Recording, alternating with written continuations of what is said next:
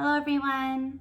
Today in this video I will just be giving some general advice about online teaching, and I will be talking about the key differences we should note of the in-person in the classroom teaching compared to the online teaching, because they are not the same thing. So I know many of you are teachers yourselves, and if you've had a lot of experience teaching in the classroom setting with a lot of students and you've been doing that, that is great. It is amazing to have that experience for sure. However, if you are thinking of switching over to the online teaching world instead, there are some things that you need to know about this, because there are many differences between the way that we would teach in the classroom compared to online. So that is what I will be talking about today. So the first main difference to note is the class size. So when we're teaching in person in the school, in the classroom, we often have around 15 to 30 or even more students in one class with one teacher. So it is very different compared to the online classroom, where you might have 4 or 5 students maximum at one time. And for me, I only teach one-on-one. That's it. So I just have one student on the other side of the computer who I need to interact with and make sure that they are understanding the lesson. So because of this huge difference in class size, it is even more important to build a very solid teacher-student relationship right from the beginning. Right from the first class, we need to build the rapport with them. They should feel comfortable. If you can make them laugh, then you get even more points for that. So it's very important to make them feel comfortable with you, so that you can both have an enjoyable class together. Compared to the bigger classroom, it's not as important to have this one-on-one relationship with every student. You are most likely not going to be able to form those one-on-one strong relationships with them. For those of you wondering how we build this relationship with the student, there are a few different ways to do this, of course, and it depends on your student too. However, in the beginning of a new class, I will often ask them just some, easy, fun questions about their own life. So I will ask them maybe what their favorite food is, or what sport do they like to play, or what do they like to do in their free time. Or if you're teaching very young, beginner level, you can ask them, what is your favorite toy, or what is your favorite color, right? Many students, they like to talk about themselves, and this will ultimately make them feel more comfortable to speak with you as well and to participate in the class.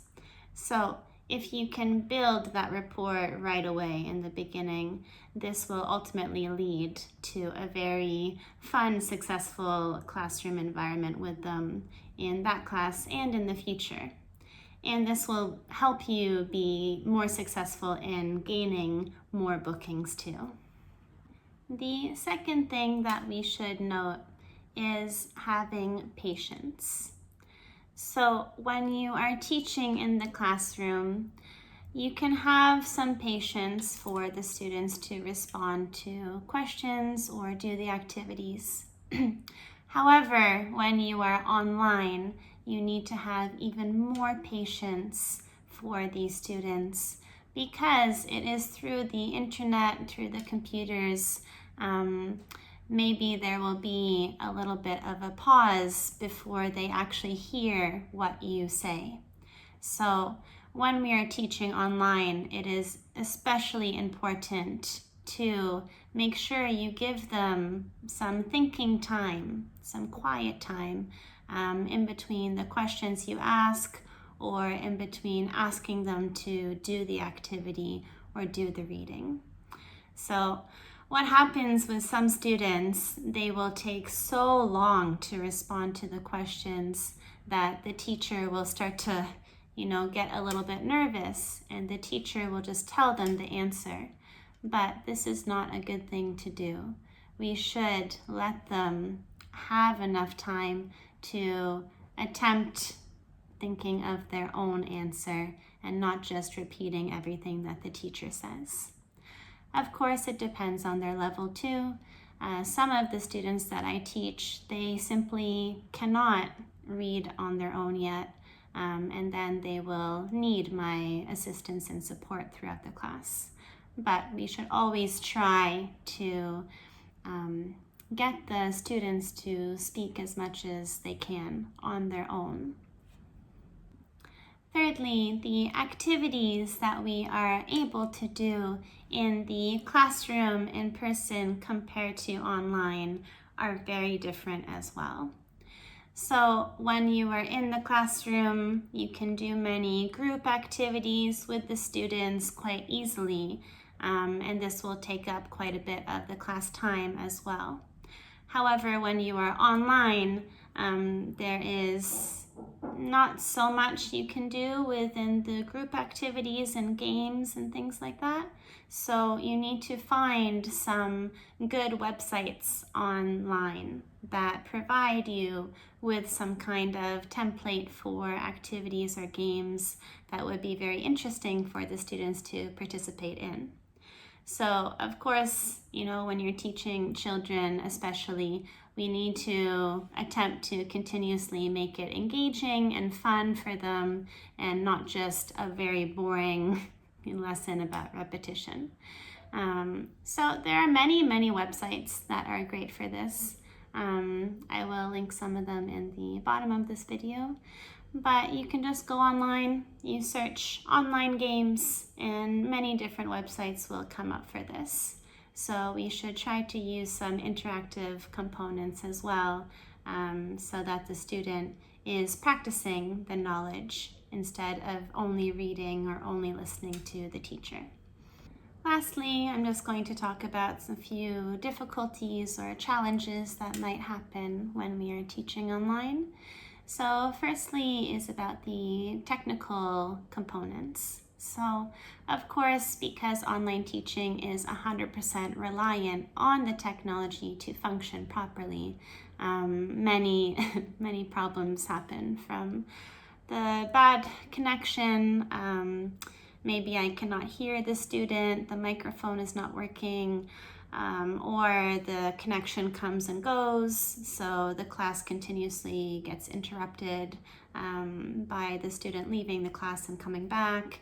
So this kind of destroys the flow of the classroom as well. It just makes it a bit more challenging for timing for the teacher to make sure that they can complete all of the objectives in that class on time. Also, the behavior of the student, it's really difficult to manage their behavior when you cannot see them in person. When you are just seeing each other on the screen, there is really only so much that you can do to try to get that student to participate. So as an example, in the past, I've had a handful of students that I've taught online that really just do not want to be there and they don't want to do the class. So it will be very, very difficult for me to, get them to participate. So you can have some challenging students as well, but we should try to focus their attention again to the lesson, or you can switch up the activities to try to gain their interest again as well. Some students it's just impossible to do it with.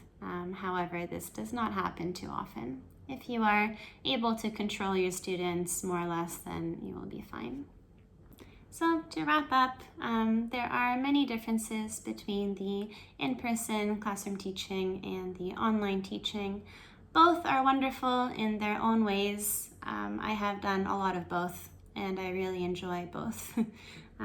However, the online teaching just gives you even more freedom in what you want to do or where you want to teach. because you just need your laptop and a very strong Wi-Fi connection. But the most important thing to take away from this is just trying to adapt your lesson in order to fit the student's needs, especially if it's just the one-on-one class. And to have a lot of patience, to make sure you are giving them enough thinking time or silent time so that they are able to form their responses. And remember that, because it is online, there are many different things that could happen or could go wrong. We have many challenges with this as well. However, there are ways that we can fix those too. So I hope this advice was helpful, and have a great day. Goodbye.